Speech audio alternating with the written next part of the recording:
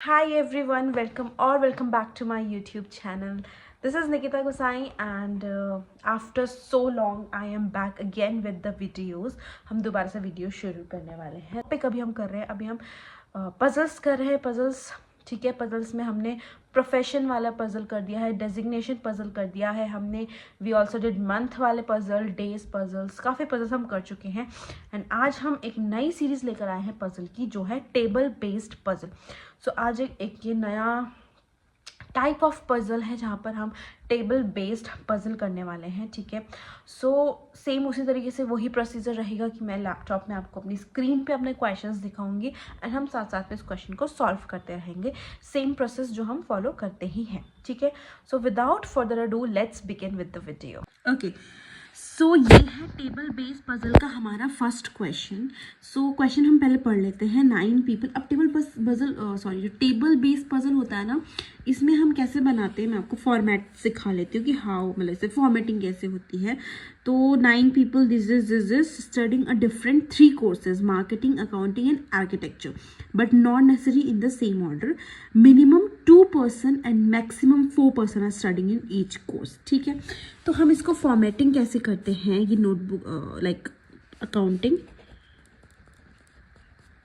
ठीक है, ऐसे फॉर्मेटिंग होती है इसकी। ये अकाउंटिंग का हो गया, then is your marketing and then is your architecture. ठीक है, सब इसको ऐसा फॉर्मेट होता है इसका in question. Table based puzzle के लिए हमें ऐसा टेबल बनाना पड़ता है। अब इसमें क्या लिखा है, next line says that minimum 2 person and maximum 4 person. मतलब एक अकाउंटिंग में, मतलब किसी भी फील्ड में, अकाउंटिंग हो, मार्केटिंग हो या आर्किटेक्चर हो, मिनिमम 2 पर्सन तो है ही है and maximum 4 person, not more than 4 person and not less than 2 person. ठीक है, now let's begin with the question. Question शुरू हो रहा है यहाँ से, that L is studying with N. जो एल और एन है वो साथ में पढ़ रहे हैं। Okay, N who neither study architecture nor marketing. ठीक है, तो एन जो है ना ही वो मार्केटिंग कर रहा है ना ही वो आर्किटेक्चर कर रहा है, तो वो क्या कर रहा है फिर, accounting. So L and N, क्योंकि साथ में पढ़ रहे थे तो एल एंड एन आ जाएगा यहाँ पर। फर्दर आगे क्वेश्चन बोलता है, both M and N are studying different courses. तो एम एंड एन जो है वो डिफरेंट कोर्सेज कर रहे हैं। तो अब एन तो ही कर रहा है, तो यहाँ पर एम नहीं आ सकता। एम या तो यहाँ पर आएगा, एम या तो यहाँ पर आएगा। ये 2 कंडीशन बन रही है एम के लिए, इधर एम आर्किटेक्चर है या तो मार्केटिंग में है, क्योंकि अकाउंटिंग तो नहीं कर रहा, बिकॉज एम, क्योंकि यहाँ पे स्टेटमेंट में क्या था, that M and N are studying in different courses. ठीक है, Q neither studies with L nor with M. तो देर इज समवन क्यू जो है ना ही वो एल के साथ है ना ही वो एम के साथ है। तो इसका मतलब ये है कि क्यू यहाँ पर भी आ सकता है, क्यू यहाँ पर भी आ सकता है, बिकॉज अभी हमें एम की पोजीशन फिक्स नहीं है। तो क्यू यहाँ पर भी आ सकता है और क्यू यहाँ पर भी आ सकता है। चलो further, the number of person studying marketing, जितने भी लोग मार्केटिंग पढ़ रहे हैं, is 1 more than the number of person studying architecture. ठीक है, तो जितने भी लोग आर्किटेक्चर पढ़ रहे हैं, अगर सपोज 3 लोग आर्किटेक्चर पढ़ रहे हैं तो मार्केटिंग 4 लोग, क्योंकि यहाँ पे क्या लिखा हुआ है कि मार्केटिंग जितने पढ़ रहे हैं वो एक ज़्यादा है जो आर्किटेक्चर पढ़ रहे हैं। तो अगर सपोज मार्केटिंग 4 लोग पढ़ रहे हैं तो आर्किटेक्चर 3 लोग ही पढ़ रहे हैं। इस लाइन का ये मतलब हुआ। ठीक है, फर्दर आगे क्या बोलते हैं, नंबर ऑफ पर्सन। ठीक है, T studies with only 1 person. तो देयर इज समवन टी जो सिर्फ एक ही पर्सन के साथ पढ़ता है, मतलब जो टी है, तो टी यहाँ पर नहीं आ सकता। क्यों नहीं आ सकता, क्योंकि वो सिर्फ एक इंसान के साथ पढ़ रहा था, यहाँ पे नहीं आ सकता। अब हमने जो पहली लाइन जो पढ़ी है कि 4, इसमें अगर मतलब मार्केटिंग में ज़्यादा है, आर्किटेक्चर से एक ज़्यादा है, तो अगर टी सिर्फ एक ही इंसान के साथ पढ़ रहा है तो ऑब्वियसली टी यहाँ पर आएगा, या तो उसके साथ क्यू आएगा या एम आएगा। ये अभी फिक्स नहीं हुआ है क्या आएगा, बट टी का श्योर है टी यहीं आएगा, क्योंकि टी में मार्केटिंग से कम है और यहाँ पर सिर्फ 2 है और 2 मिनिमम है, मिनिमम क्राइटेरिया 2 है। ठीक है, अब यहाँ पर 3 होंगे, यहाँ पर 4 होंगे, क्योंकि ये सिर्फ एक ज़्यादा है मार्केटिंग से, आर्किटेक्चर से। ठीक है, further T studies with only 1 person, both O and S study the same course but not with L. ठीक है। अब O और S सेम कोर्स कर रहे हैं बट L के साथ नहीं है, तो O एंड S यहाँ पर आ जाएंगे, L के साथ नहीं है तो यहीं पर आएंगे, यहाँ पे आ नहीं सकते क्योंकि यहाँ पे सिर्फ T के साथ एक ही इंसान है। ठीक है, both O and S study the same course but not with L। ठीक है, Q doesn't study with T। ठीक है, तो क्या हुआ, Q doesn't study with T, तो मतलब यहाँ पर क्या आएगा, यहाँ पर आ जाएगा M और यहाँ पर आ जाएगा Q, क्योंकि Q जो है वो T के साथ नहीं पढ़ता है, तो T के साथ कौन पढ़ेगा, ऑब्वियसली M। और बाकी के जो दो बचे हैं वो यहाँ पर आ जाएंगे। क्या बचा हुआ है, L M N O P Q R S, तो ये दो यहाँ पर आ गया। सिंपल क्वेश्चन, आई होप आप लोग को ये समझ आ गया होगा। It was very easy. मैं एक बार आपको दोबारा समझा देती हूँ। 9 लोग हैं, दो ये जो भी है L M N O P Q R S T, and वो डिफरेंट कोर्सेज पढ़ रहे हैं and the courses are accounting, marketing and architecture. अब इसमें क्या है, मिनिमम जो भी फील्ड है मिनिमम 2 हो सकते हैं एंड मैक्सिमम 4 हो सकता है। Now question says that L is studying with N।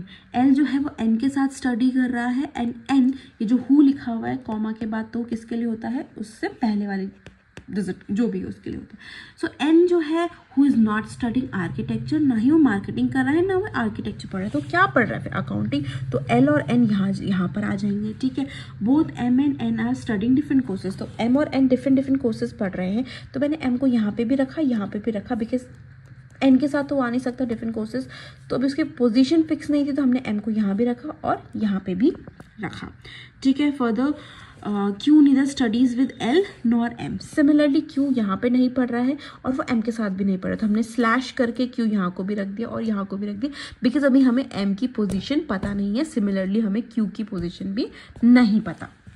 ठीक है, further the number of person studying marketing is 1 more than the number of person studying architecture. अब इन्होंने क्या लिखा था, मार्केटिंग में एक ज़्यादा है आर्किटेक्चर से। मार्केटिंग में जितने भी लोग पढ़ रहे हैं वो एक ज़्यादा है आर्किटेक्चर से। Next line, T studied with only 1 person. अब टी के लिए क्या लिखा था, टी जो है वो सिर्फ एक ही पर्सन के साथ पढ़ रहा है, तो हमने टी के लिए पोजीशन यहाँ पर कैसे फिक्स हो गई, क्योंकि हमें क्या पता है कि जो यहाँ पर तो आ नहीं सकता टी, क्योंकि यहाँ पे ऑलरेडी 2 लोग तो फिक्स है ही, तो यहाँ पे टी नहीं आ सकता। टी यहाँ पे क्यों नहीं आए, क्योंकि मार्केटिंग में एक ज़्यादा है जितने आर्किटेक्चर में है और 2 तो मिनिमम है, तो इसलिए टी को हमने यहाँ पे रखा। ठीक है, तो टी की पोजीशन भी इसलिए फिक्स होगी। Both O and S study in the same course, तो O और S जो है वो सेम कोर्स में करते हैं बट नॉट विद L, तो O और S यहाँ पर आ जाएंगे, क्योंकि यहाँ पर तो T के साथ तो सिर्फ एक ही आ सकता है, तो O और S यहाँ पर आ जाएंगे। And Q doesn't study with T, और यहाँ पर से हमें पता चलेगा जो Q है वो T के साथ नहीं है, तो मतलब यहाँ पर M आएगा और यहाँ पर Q आ जाएगा, बाकी के 2 हमने यहाँ पे प्लेस कर दिया and that's very easy. Okay, now let's begin. Now let's go to our next question. Again, there are 9 person A, B, C, D, E, F, G, H, and I who wear 3 different types of ring: gold, platinum, and diamond. चलो हम पहले बना देते हैं gold, platinum, and diamond. ठीक है, so ये हमने कर दिया ऐसे गोल्ड, प्लैटिनम एंड डायमंड। चलो नेक्स्ट, अब सेम इंस्ट्रक्शंस दिए हुए हैं that at least 2 person wear the same type of ring और मैक्सिमम 4। ठीक है, अब चलो D wear the diamond ring. जो डी है उसके लिए बहुत ही क्लियर कर रखा है that D is wearing the diamond ring. ठीक है, C doesn't wear the same type of ring as ए।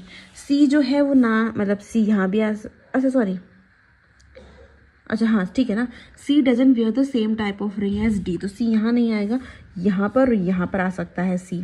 ठीक है, सी यहाँ पर और यहाँ पर आ सकता है, क्योंकि वो डी की तरह रिंग नहीं पहन रहा है, समथिंग एल्स। ठीक है, only B wears the same type of ring as H. ठीक है, सो बी और एच जो है वो एक ही तरीके की रिंग पहन रहे हैं, अभी हमें पता नहीं कहाँ पर आ रहे हैं, बट बी और एच जो है वो सेम तरीके की रिंग पहन रहे हैं। ओके, बट क्या लिखा हुआ है, only B wears the same type of ring with H, तो मतलब बी और एच जो है वो 2 लोग हैं साथ में है। ओनली लिखा हुआ तो मतलब वो सिर्फ 2 ही लोग हैं, तो वो हमें देखना पड़ेगा कहाँ पर आएंगे, हमें नहीं पता अभी उनकी पोजीशन। ठीक है, आगे देखते हैं। Both A and G wear the same type of ring. अब ए और जी हैं वो भी सेम टाइप ऑफ रिंग पहनते हैं, ठीक है। Neither D nor E wears the same type of ring as A. Neither D मतलब यहाँ पर ए नहीं आएगा, है ना। ए यहाँ पे आ सकता है, ए यहाँ पे आ सकता है, ए की पोजीशन भी फिक्स नहीं है, ए यहाँ पे भी आ सकता है एंड ए यहाँ पे भी आ सकता है, बट यहाँ पे नहीं आएगा because he doesn't wear same type of ring as what. Only 3% wear diamond ring. अच्छा, डायमंड रिंग पहन रहे हैं 3 लोग। F neither wear gold nor diamond, तो एफ ना ही डायमंड पहन रहा है ना ही गोल्ड पहन रहा है, तो मतलब प्लैटिनम। तो एफ अगर यहाँ पर है, एफ की जगह यहाँ पर है, तो अब जो बी और एच है उन लोगों को तो साथ में होना था, ओनली बी और एच को साथ में होना था। तो हम ऐसा करें कि अगर हम बी और एच को यहाँ पर साथ में रख दें तो यहाँ पर सी और ए की पोजीशन फिक्स हो जाएगी। बी और एच को यहाँ पे रखने से सी और ए की पोजीशन यहाँ पे फिक्स हो जाएगी एंड डायमंड अगर 3 लोग पहन रहे हैं तो यहाँ पर आ जाएंगे 4 लोग। अब वो 3 लोग कौन है, क्वेश्चन को दोबारा पढ़ लेते हैं। डी वेयर डायमंड रिंग, ठीक है, डी ने डायमंड रिंग पहन ली। C doesn't wear the same type of ring as A D, तो हमने सी को प्लैटिनम पहना दिया। Only B wear the same type of ring as H, B और एच साथ में है, मतलब एक उनके अलावा कोई तीसरा नहीं है, वो साथ में है, तो हमने उनको गोल्ड की रिंग में बैठा दिया बिकॉज वही कंडीशन बन रही थी, ठीक है। Both A and G wear the same type of ring. A, अच्छा ए यहाँ पर है तो जी यहाँ पर आ जाएगा। A and G wear both same type of ring and diamond जो 3 लोग हैं, बाकी के 2 लोग, मतलब डायमंड 3 लोग पहन रहे थे ना, तो बाकी के 2 लोग आ जाएंगे यहाँ पे, A B C D E F G H I, ठीक है, सिंपल, पहले जैसा ही था, very easy question. So yeah guys, that was it for this video and I hope आपको ईजिली समझ आ गया होगा बिकॉज ये टेबल वाले जो पजल्स होते हैं they are very easy, not very easy but comparatively easy होते हैं एंड एग्जाम्स में काफ़ी पूछे जाते हैं because I myself give a lot of banking and insurance exams, जहाँ पर लाइक आई वॉज विद जो IBPS में था, I cleared my pre, I cleared, but I could not make it up to the interview. Mains में मेरा नहीं हो पाया, बट या प्री हो गया था, तो इसलिए मैं बोल सकती हूँ कि ये क्वेश्चंस बहुत पूछे जाते हैं, ठीक है, मतलब नॉट बहुत, बट हाँ ये क्वेश्चन आपको हर शिफ्ट में एक ना एक क्वेश्चन तो हर शिफ्ट में मिलता ही मिलता है। So this question is also important plus comparatively easy than other puzzles, ठीक है। तो yeah that was it for this video. ऐसे वीडियोज़ रेगुलर आती रहेंगी and yeah that's it. Thank you so much for watching. मिलते हैं next video में।